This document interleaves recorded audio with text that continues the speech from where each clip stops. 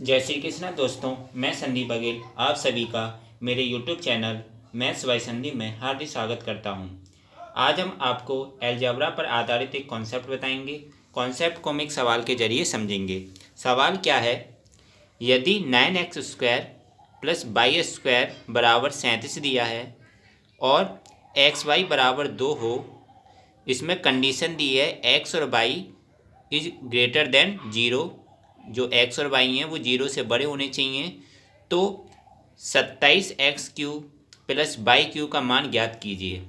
ये दो इक्वेशन दी हैं, तीस इक्वेशन की वैल्यू पूछी है। पहली इक्वेशन दी है 9x² प्लस वाई² बराबर 37 दिया है और दूसरा दिया है xy बराबर 2 और कंडीशन दी है कि जो x और y हैं वो 0 से कैसे होने चाहिए, बड़े होने चाहिए। तो हमसे पूछा क्या है, 27x³ प्लस के वाई³ का मान पूछा है। तो इस सवाल को सॉल्व करने के लिए हमें इसमें दो फार्मूलों की ज़रूरत पड़ेगी अलजेब्रा के। वो दो फार्मूले कौन कौन सी हैं? पहला a प्लस के b का होल स्क्वायर। a प्लस के b का होल स्क्वायर क्या होता है? a² प्लस b² प्लस के 2ab। a प्लस b का होल स्क्वायर क्या होता है? a² प्लस के b² प्लस के 2ab। और दूसरा फार्मूले की ज़रूरत पड़ेगी हमें a³ प्लस के b³। a³ प्लस के b³ बराबर होता है ब्रैकेट में a प्लस के b और दूसरे ब्रैकेट में होता है a² प्लस b² माइनस के ab। माइनस के ab होता है, ये ध्यान रखना। तो क्या होता है a³ प्लस b³ का फॉर्मूला? a प्लस के b एक ब्रैकेट में और दूसरे ब्रैकेट में a² प्लस के b² माइनस के ab। तो इन दोनों का फॉर्मूलों का यूज़ करके हम इस सवाल को सॉल्व करेंगे। इस सवाल को सॉल्व करने के दो तरीके हैं। एग्ज़ाम में मैं अपने हिसाब से अगर बताऊं तो आपको एग्ज़ाम में शॉर्ट ट्रिक्स वाला मेथड यूज़ करना चाहिए, लेकिन पहले मैं इसका बेसिक मेथड बताऊंगा फिर इसका शॉर्ट ट्रिक्स बताऊंगा। तो पहले बेसिक मेथड समझेंगे। तो बेसिक मेथड में हमें इन दो फार्मूलों की ज़रूरत पड़ेगी। तो सबसे पहले हम देखेंगे हमें डाटा क्या क्या दिया है। हमें पहले दिया है 9x² प्लस के वाई² बराबर 37। 9x² प्लस के वाई² बराबर 37 दिया है। तो इस 9x² को हम लिख सकते हैं 3x का होल स्क्वायर।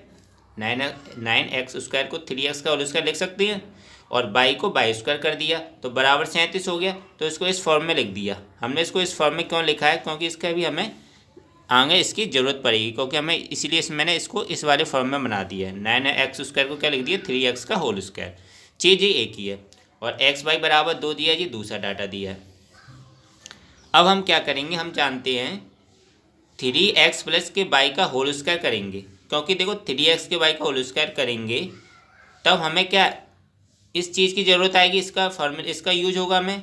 क्योंकि देखो 27x³ प्लस के वाई³ का मान निकालने के लिए हमें 27x³ को एक तरीके से a³ प्लस के b को मान के चलें तो हमें a प्लस b की ज़रूरत पड़ेगी। a प्लस b का मतलब हमें 3x प्लस के y की ज़रूरत पड़ेगी, इसलिए हमने 3x प्लस के y का होल स्क्वायर करा है। तो 3x प्लस के y का होल स्क्वायर का फॉर्मूला क्या हो जाएगा? इस वाले फॉर्मूले से पहले वाले से a² तो 3x का स्क्वायर, फिर b² लिखेंगे तो y का स्क्वायर और प्लस के 2ab। तो 2 तो ऐसे ही लिखा फॉर्मूले में होता है और a की जगह हमारा 3x है और b की जगह हमारा y है। तो हमने जी वाले फॉर्मूले का यूज़ किया। कौन सा? a प्लस b का होल स्क्वायर बराबर a² प्लस b² प्लस के 2ab। तो 3x प्लस के y का होल स्क्वायर बराबर क्या हो गया? 3x का स्क्वायर y का स्क्वायर प्लस के 2 और a की जगह 3x और b की जगह y। 3x प्लस के y का होल स्क्वायर ऐसे ऐसे लिख दिया। 3x² प्लस के y² जो कि हमें डाटा दिया था, क्या दिया था? 3x का होल स्क्वायर प्लस के y² बराबर कितना दिया? 37। तो जी हमने 37 लिख दिया और 2 और इंटू 3 जी कितना हो जाएगा? 6 हो जाएगा। और एक्स वाई की वैल्यू हमें कितनी दी है? 2 दी है, तो एक्स वाई बराबर 2 लिख दिया। तो 37 इधर आ गया और 6 दूनी 12, 37 और 12 कितना हो गया? 49। तो 3x प्लस के y का होल स्क्वायर बराबर कितना आ गया? 49 आ गया। तो 3x प्लस के y बराबर कितना आ जाएगा? 7 आ गया।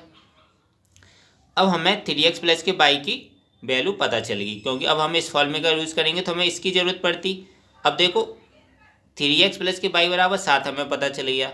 3x² प्लस के y² बराबर 37 जो कि दिया ही था और xy बराबर 2 जी भी हमें दिया है। अब हम कौन सा फॉर्मूला यूज़ करेंगे? क्यू वाला लगाएंगे। तो क्यू वाला करने के लिए क्या करेंगे हम? 27x³ को हम लिख देंगे 3x का होल क्यू। 3x का होल क्यू लिख सकते हैं 27x³ को, और y³ को ऐसे ही कैसे लिखा रहने दिया, क्योंकि देखो 27x³ प्लस के y³ को हमने लिख दिया, 27x को कर दिया 3x का होल क्यू और प्लस के y³। तो 3x का होल क्यू प्लस के y³ ये वाला जो हमें यूज़ करना है इस वाले फॉर्मूले से यूज़ करना है। तो a³ प्लस b³ बराबर क्या होता है? a प्लस के b और दूसरे ब्रैकेट में ए स्क्वायर बी स्क्वायर माइनस के ए बी। अब यहाँ ए की जगह क्या है 3x और बी की जगह क्या हमारा बाई है।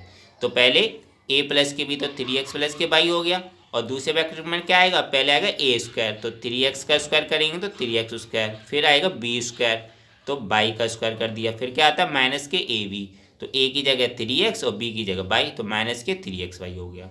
3x प्लस के बाई की वैल्यू हमने निकाल ली थी, वो कितना आया था हमारा 7 आया, तो इसकी वैल्यू 7 लिख दी। 3x स्क्वायर प्लस के बाई स्क्वायर हमें पता था जो कि हमें क्वेश्चन में ही दिया था, वो कितना था 37, तो वो 37 लिख दिया। इसकी वैल्यू हमने क्या लिख दी 3x square plus by square का 37। 3 हमने ऐसी लिखा और एक्स वाई भी हमें दिया था क्वेश्चन में, क्या दिया था एक्स वाई बराबर 2 दिया है, तो एक्स वाई बराबर हमने 2 लिख दिया। तो 37 माइनस के 3 दूनी 6 हो जाएगा, तो 37 माइनस के 6 हो गया।